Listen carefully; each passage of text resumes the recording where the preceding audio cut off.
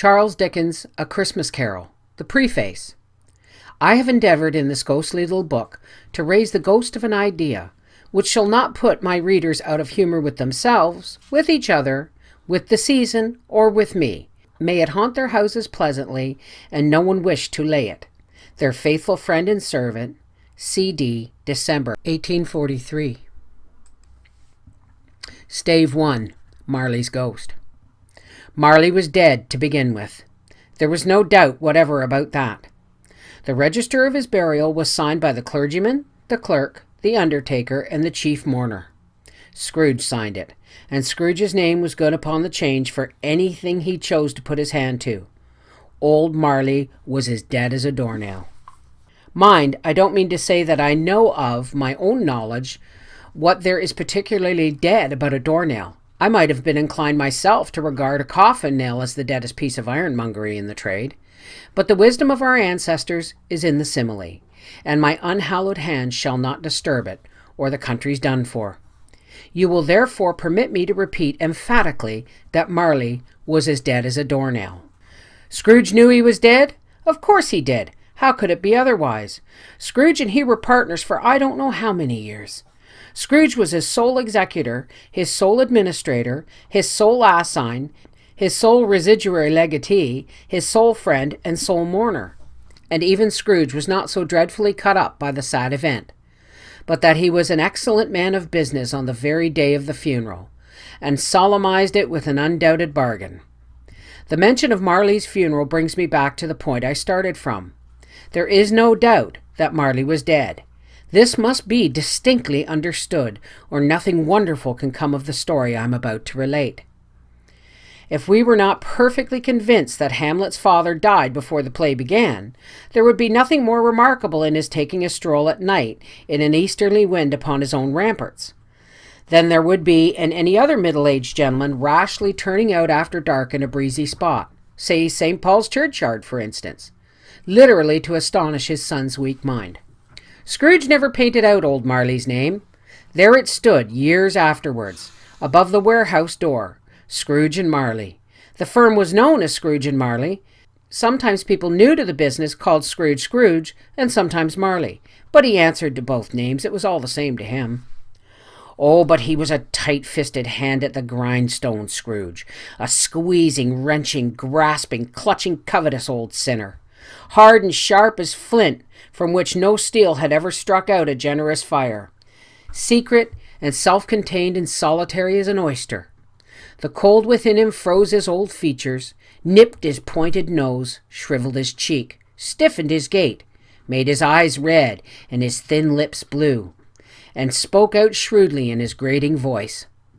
A frosty rime was on his head and on his eyebrows and his wiry chin. He carried his own low temperature always about with him. He iced his office in the dog days and didn't thaw 1 degree at Christmas. External heat and cold had little influence on Scrooge. No warmth could warm, no wintry weather chill him. No wind that blew was bitterer than he. No falling snow was more intent upon its purpose. No pelting rain less open to entreaty. Foul weather didn't know whether to have him. The heaviest rain and snow and hail and sleet could boast of the advantage over him in only one respect. They often came down handsomely, and Scrooge never did. Nobody ever stopped him in the street to say with gladsome looks, "My dear Scrooge, how are you? When will you come and see me?" No beggars implored him to bestow a trifle. No children asked him what it was o'clock. No man or woman ever once in all his life inquired the way to such and such a place of Scrooge. Even the blind men's dogs appeared to know him, and when they saw him coming on, would tug their owners into doorways and up courts, and then would wag their tails as though they said, "No eye at all is better than an evil eye, dark master." But what did Scrooge care? It was the very thing he liked, to edge his way along the crowded paths of life, warning all human sympathy to keep its distance, was what the knowing ones called nuts to Scrooge. Once upon a time, of all the good days in the year, on Christmas Eve, old Scrooge sat busy in his counting-house. It was cold, bleak, and biting weather, foggy withal, and he could hear the people in the court outside go wheezing up and down, beating their hands upon their breasts and stamping their feet along the pavement stones to warm them. The city clocks had only just gone 3, but it was quite dark already. It had not been light all day, and candles were flaring in the windows of neighboring offices, like ruddy smears upon the palpable brown air. The fog came pouring in at every chink and keyhole, and was so dense without that although the court was of the narrowest, the houses opposite were mere phantoms.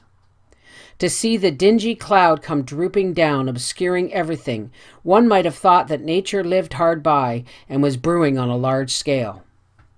The door of Scrooge's counting house was open that he might keep his eye upon his clerk, who in a dismal little cell beyond, a sort of tank, was copying letters. Scrooge had a very small fire, but the clerk's fire was so much smaller that it looked like one coal, but he couldn't replenish it, for Scrooge kept the coal box in his own room. And so surely as the clerk came in with the shovel, the master predicted that it would be necessary for them to part. Therefore the clerk put on his white comforter and tried to warm himself at the candle, in which effort, not being a man of strong imagination, he failed. "A Merry Christmas, Uncle! God save you!" cried a cheerful voice. It was the voice of Scrooge's nephew, who came upon him so quickly that this was the first intimation he had of his approach.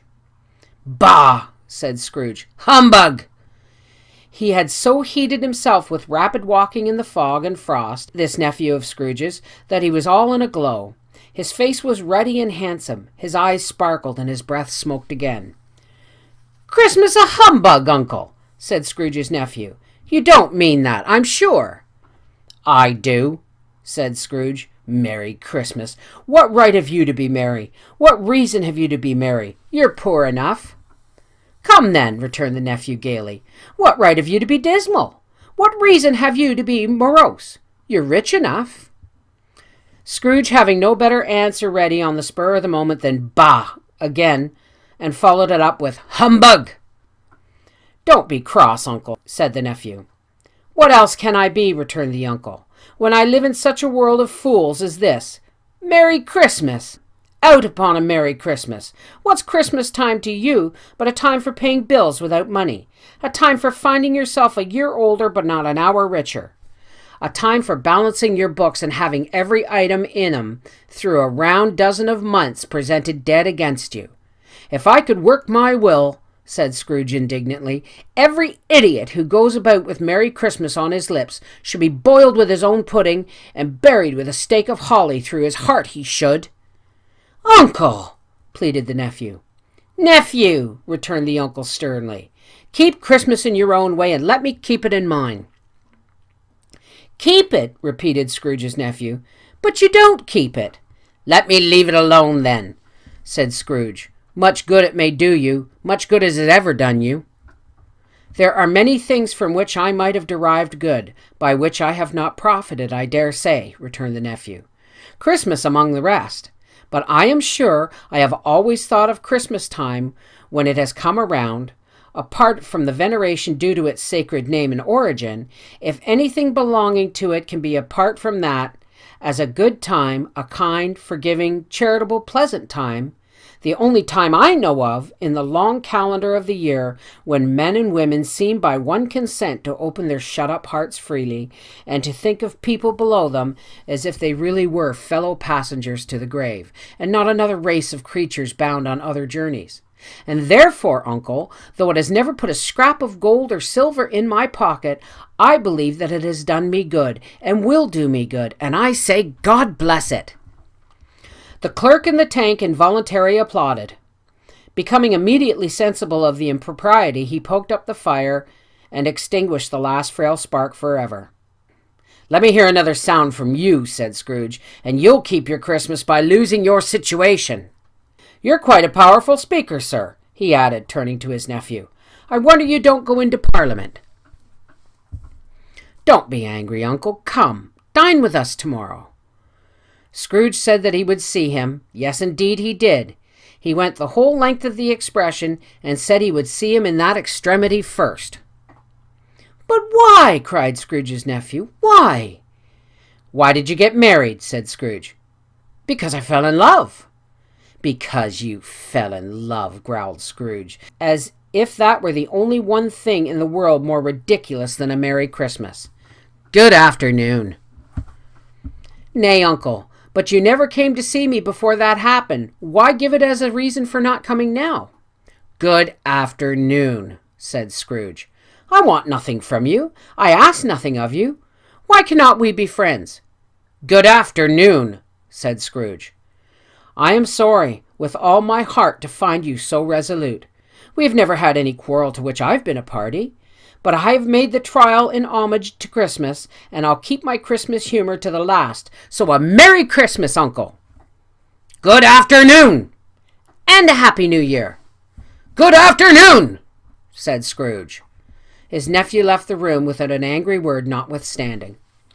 He stopped at the outer door to bestow the greetings of the season on the clerk, who, cold as he was warmer than Scrooge, for he returned them cordially. "There's another fellow," muttered Scrooge, who overheard him. "My clerk, with 15 shillings a week and a wife and a family, talking about a Merry Christmas. I'll retire to Bedlam."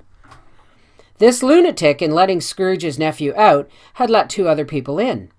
They were portly gentlemen, pleasant to behold, and now stood with their hats off in Scrooge's office.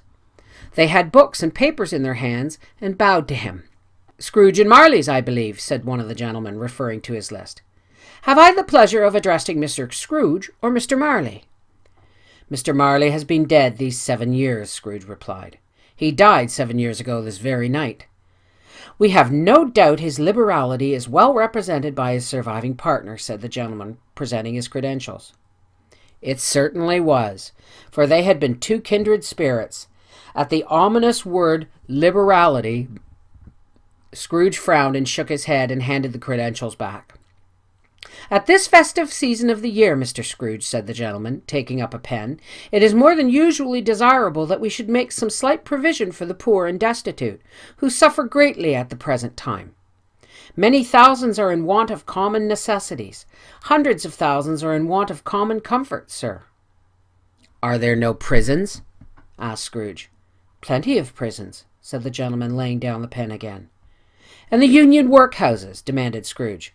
"Are they still in operation?" "They are, still," returned the gentleman. "I wish I could say they were not." "The treadmill and the poor law are in full vigor, then?" said Scrooge. "Both very busy, sir." "Oh, I was afraid from what you said at first that something had occurred to stop them in their useful course," said Scrooge. "I'm very glad to hear it." "Under the impression that they scarcely furnish Christian cheer of mind or body to the multitude," returned the gentleman, "a few of us are endeavoring to raise a fund to buy the poor some meat and drink and means of warmth. We choose this time because it is a time of all others when want is keenly felt and abundance rejoices. What shall I put you down for?" "Nothing," Scrooge replied. "You wish to be anonymous?" "I wish to be left alone," said Scrooge. "Since you ask me what I wish, gentlemen, that is my answer. I don't make merry myself at Christmas, and I can't afford to make idle people merry.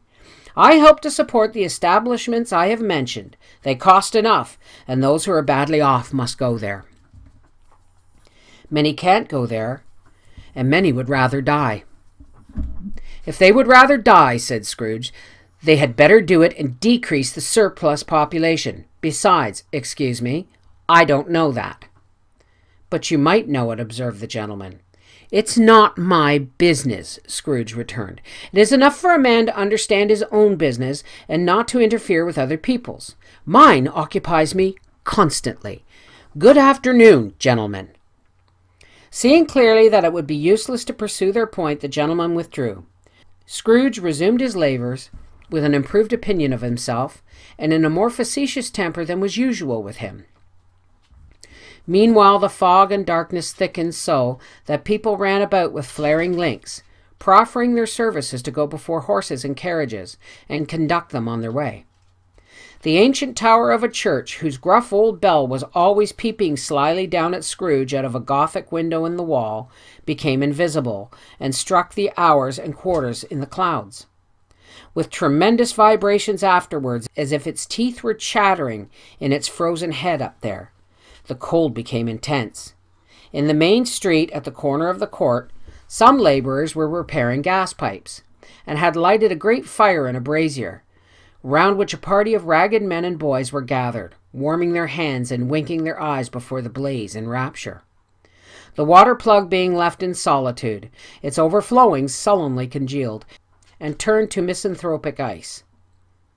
The brightness of the shops, where holly sprigs and berries crackled in the lamp heat of the windows, made pale faces ruddy as they passed. Poulterers' and grocers' trades became a splendid joke, a glorious pageant, with which it was next to impossible to believe that such dull principles as bargain and sale had anything to do. The Lord Mayor, in the stronghold of the mighty mansion house, gave orders to his 50 cooks and butlers to keep Christmas as a Lord Mayor's house should, and even the little tailor, whom he had fined 5 shillings on the previous Monday for being drunk and bloodthirsty in the streets, stirred up tomorrow's pudding in his garret, while his lean wife and the baby sallied out to buy beef. Foggier yet and colder, piercing, searching, biting cold. If the good St. Dunstan had but nipped the evil spirit's nose with a touch of weather as that, instead of using his familiar weapons, then indeed he would have roared to lusty purpose. The owner of one scant young nose, gnawed and mumbled by the hungry old bones as are gnawed by dogs, stooped down at Scrooge's keyhole to regale him with a Christmas carol. But at the first sound of "God bless ye, merry gentlemen, let nothing you dismay," Scrooge seized the ruler with such energy of an action that the singer fled in terror, leaving the keyhole to the fog and even more congenial frost. At length the hour of shutting up the counting-house arrived. With an ill will, Scrooge dismounted from his stool and tactically admitted the fact to the expectant clerk in the tank, who instantly snuffed his candle out and put on his hat. "You'll want all day tomorrow, I suppose," said Scrooge. "If quite convenient, sir." "It's not convenient," said Scrooge, "and it's not fair. If I was to stop you 1/2 crown for it, you'd think yourself ill-used, I'll be bound." The clerk smiled faintly. "And yet," said Scrooge, "you don't think me ill-used when I pay a day's wages for no work." The clerk observed that it was only once a year. "A poor excuse for picking a man's pocket every 25th of December," said Scrooge, buttoning his greatcoat to his chin. "But I suppose you must have the whole day. Be here all the earlier next morning." The clerk promised that he would, and Scrooge walked out with a growl. The office was closed in a twinkling, and the clerk, with the long ends of his white comforter dangling below his waist, for he boasted no greatcoat, went down a slide on Corn Hill at the end of a lane of boys 20 times in honor of it being Christmas Eve, and then he ran home to Camden Town as hard as he could pelt to play at Blind Man's Bluff. Scrooge took his melancholy dinner in his usual melancholy tavern, and having read all the newspapers and beguiled the rest of the evening with his banker's book, went home to bed. He lived in chambers which had once belonged to his deceased partner. They were a gloomy suite of rooms in a lowering pile of building up a yard where it had so little business to be, that one could scarcely help fancying it must have run there when it was a young house, playing at hide-and-seek with other houses and forgotten the way out again. It was old enough now, and dreary enough, for nobody lived in it but Scrooge, the other rooms being all let out as offices. The yard was so dark that even Scrooge, who knew its every stone, was fain to grope with his hands. The fog and the frost so hung about the black old gateway of the house that it seemed as if the genius of the weather sat in mournful meditation on the threshold. Now it is a fact that there was nothing at all particular about the knocker on the door, except that it was very large.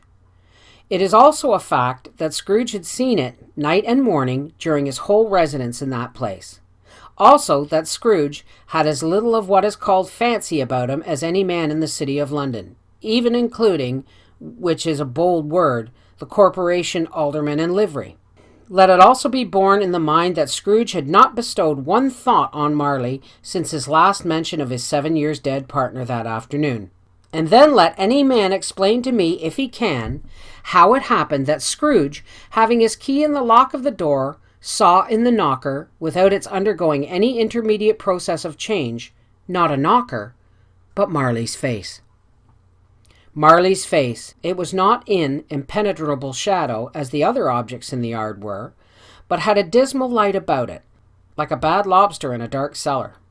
It was not angry or ferocious, but looked at Scrooge as Marley used to look, with ghostly spectacles turned up on his ghostly forehead.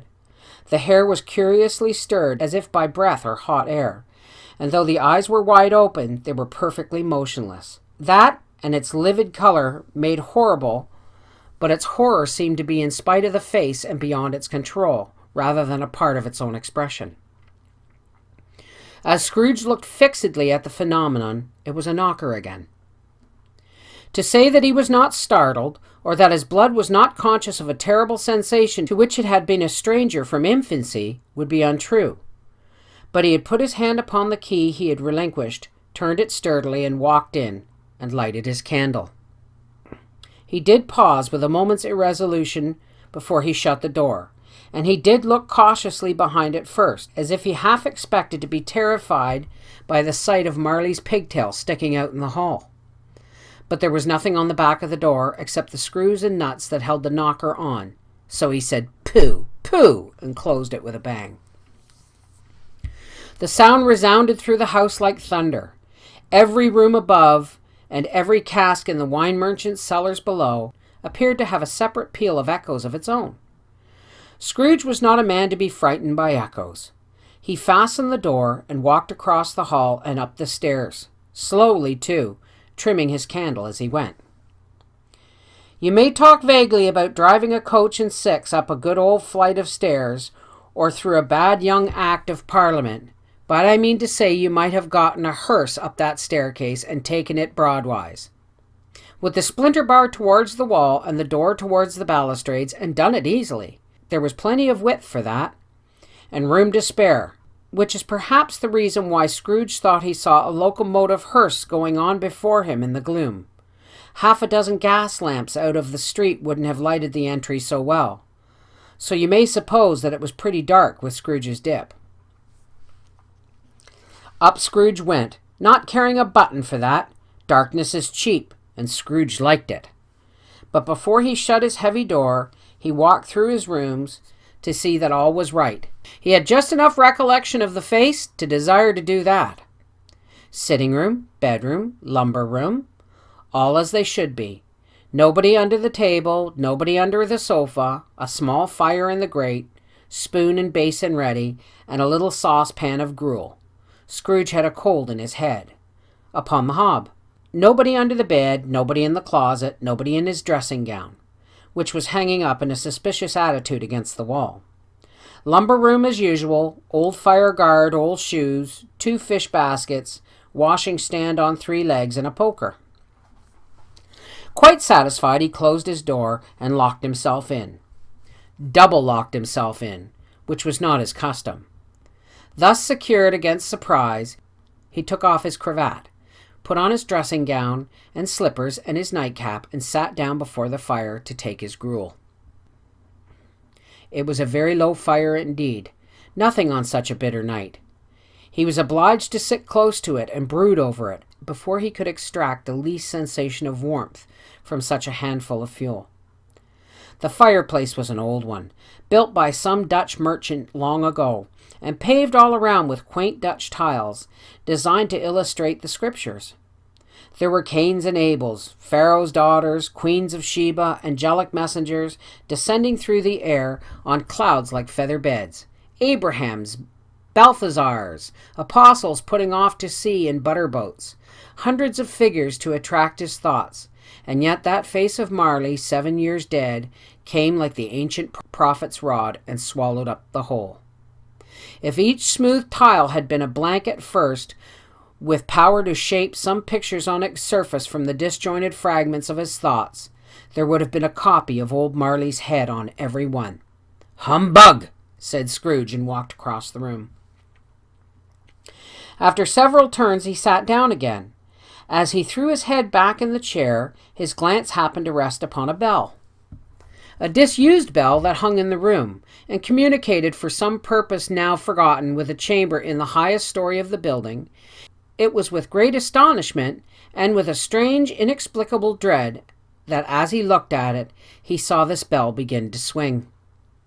It swung so softly in the outset that it scarcely made a sound, but soon it rang out loudly, and so did every bell in the house.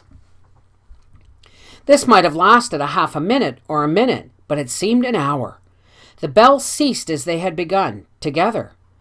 They were succeeded by a clanking noise, deep down below, as if some other person were dragging a heavy chain over the casks in the wine merchant's cellar.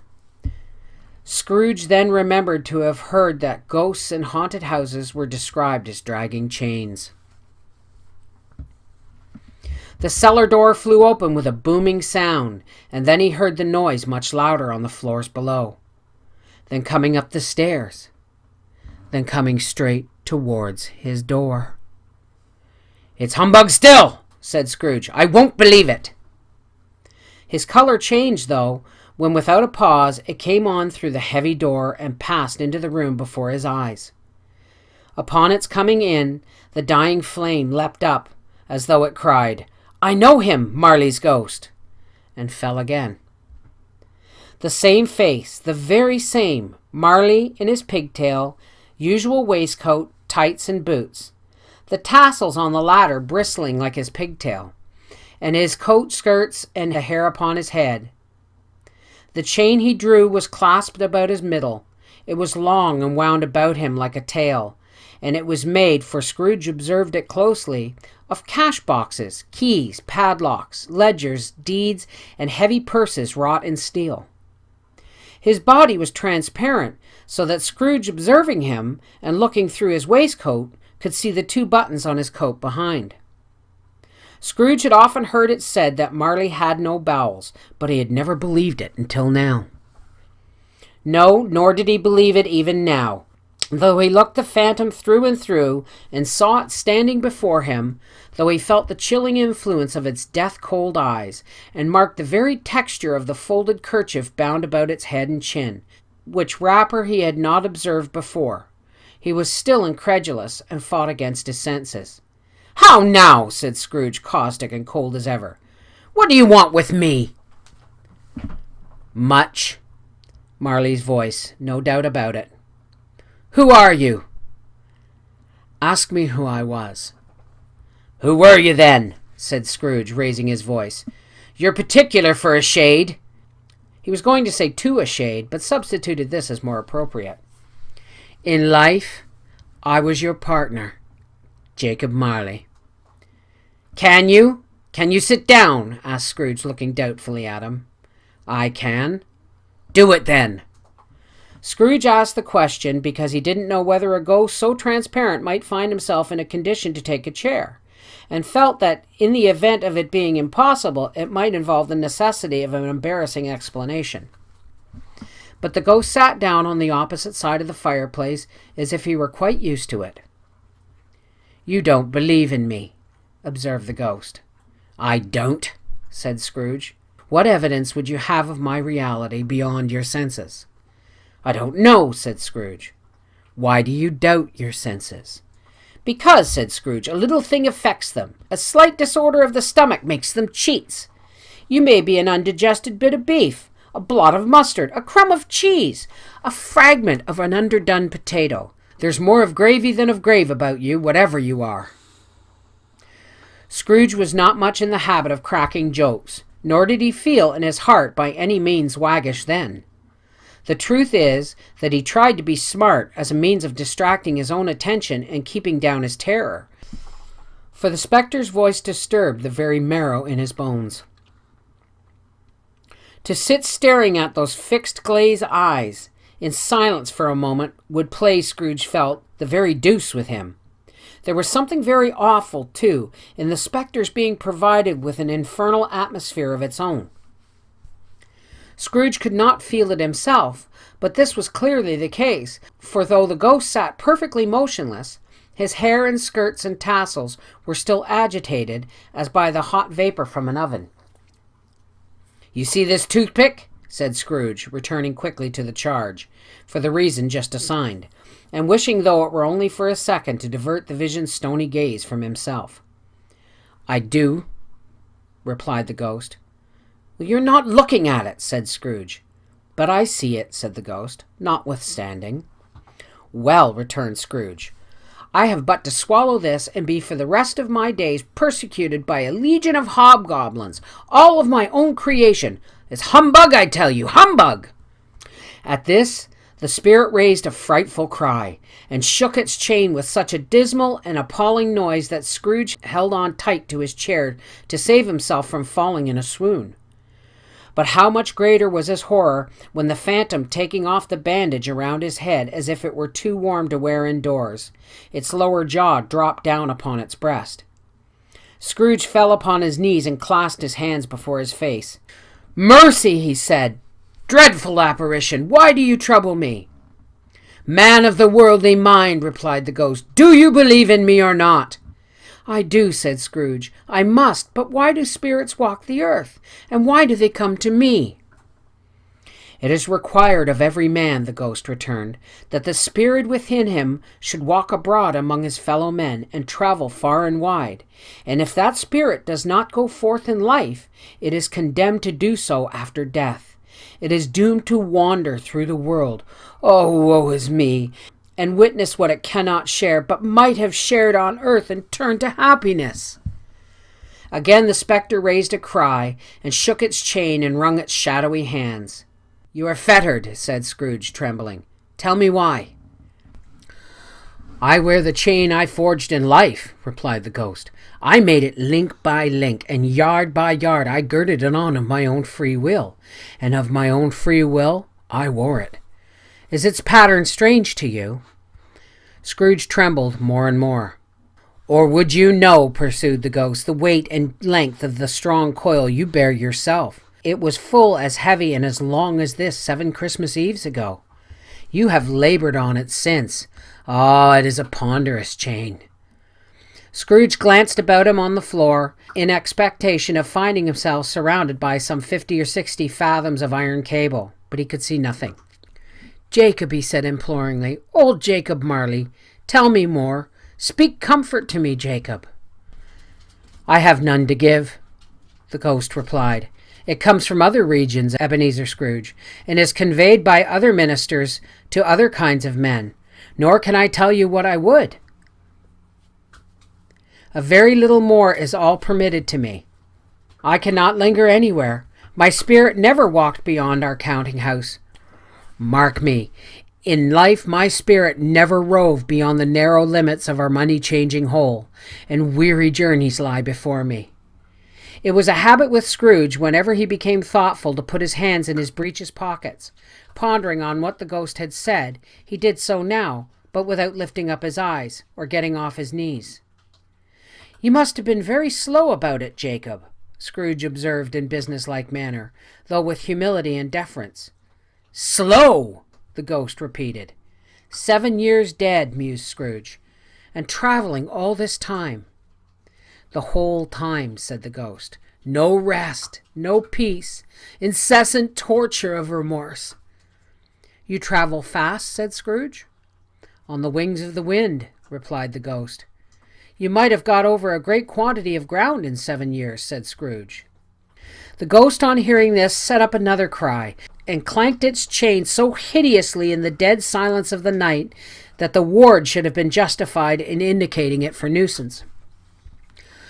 "Oh, captive bound and double ironed," cried the phantom, "not to know that ages of incessant labor by immortal creatures for this earth must pass into eternity before the good of which it's susceptible is all developed. Not to know that any Christian spirit working kindly in its little sphere, whatever it may be, will find its mortal life too short for its vast means of usefulness. Not to know that no space of regret can make amends for one life's opportunity misused. Yet such was I. Oh, such was I." "But you were always a good man of business, Jacob," faltered Scrooge, who now began to apply this to himself. "Business!" cried the ghost, wringing its hands again. "Mankind was my business. The common welfare was my business. Charity, mercy, forbearance, and benevolence were all my business. The dealings of my trade were but a drop of water in the comprehensive ocean of my business." It held up its chain at arm's length, as if it were the cause of its unveiling grief, and flung it heavily upon the ground again. "At this time of the rolling year," the spectre said, "I suffer most. Why did I walk through crowds of fellow beings with my eyes turned down, and never raise them to the blessed star which led the wise men to a poor abode? Were there no homes to which its light would have conducted me?" Scrooge was very much dismayed to hear the spectre going on at this rate, and began to quake exceedingly. "Hear me," cried the ghost. "My time is nearly gone." "I will," said Scrooge, "but don't be hard upon me. Don't be flowery, Jacob. Pray." "How is it that I appear before you in a shape that you can see, I may not tell? I have sat invisible beside you many and many a day." It was not an agreeable idea. Scrooge shivered, and wiped the perspiration from his brow. "That is no light part of my penance," pursued the ghost. "I am here tonight to warn you that you have yet a chance and a hope of escaping my fate. A chance and hope of my procuring Ebenezer." "You are always a good friend to me," said Scrooge. "Thank ye." "You will be haunted," resumed the ghost, "by 3 spirits." Scrooge's countenance fell almost as low as the ghost's had done. "Is that the chance and hope you mentioned, Jacob?" he demanded in a faltering voice. "It is? I think I'd rather not," said Scrooge. "Without their visits," said the ghost, "you cannot hope to shun the path I tread. Expect the first tomorrow, when the bell tolls 1. "Couldn't I take 'em all at once and have it over, Jacob?" hinted Scrooge. "Expect the second on the next night at the same hour. The third upon the next night, when the last stroke of 12 has ceased to vibrate. Look to see me no more. And look, for your own sake, you remember that what has happened between us." When it had said these words, the spectre took its wrapper from the table and bound around its head as before.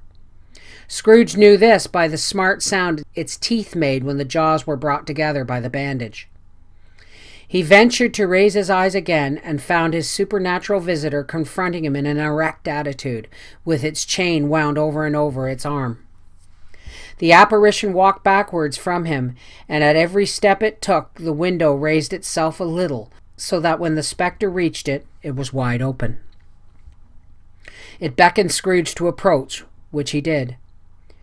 When they were within 2 paces of each other, Marley's ghost held up its hand, warning him to come no nearer. Scrooge stopped.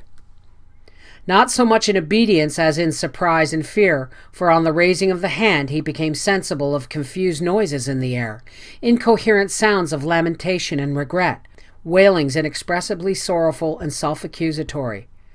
The spectre, after listening for a moment, joined in the mournful dirge and floated out upon the bleak dark night.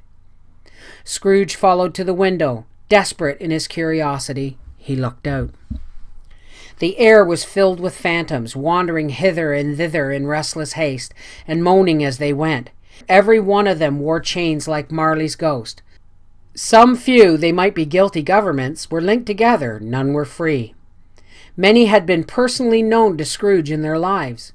He had been quite familiar with one old ghost, in a white waistcoat with a monstrous iron safe attached to his ankle, who cried piteously at being unable to assist a wretched woman with an infant, whom it saw below on a doorstep. The misery with them all was clearly that they sought to interfere for good in human matters, and had lost the power forever. Whether these creatures faded into the mist, or mist enshrouded them, he could not tell. But they and their spirit voices faded together, and the night became as it had been when he walked home. Scrooge closed the window, and examined the door by which the ghost had entered. It was double-locked, as he had locked it with his own hands, and the bolts were undisturbed. He tried to say, "Humbug," but stopped at the very first syllable. And being from the emotion he had undergone, or the fatigues of the day, or his glimpse of the invisible world, or the dull conversation of the ghost, or the lateness of the hour, much in need of repose, went straight to bed without undressing, and fell to sleep upon the instant.